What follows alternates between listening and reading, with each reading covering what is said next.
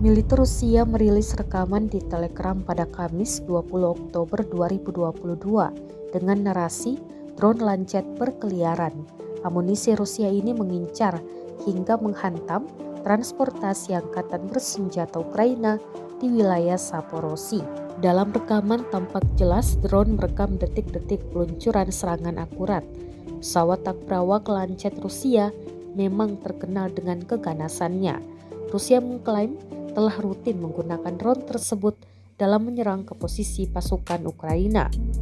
Tampak transportasi Ukraina hancur dan juga terjadi ledakan setelah dihantam drone Lancet. Meski demikian, hingga saat ini pasukan Kiev masih terus melanjutkan upaya mengusir militer Rusia dari posisi mereka.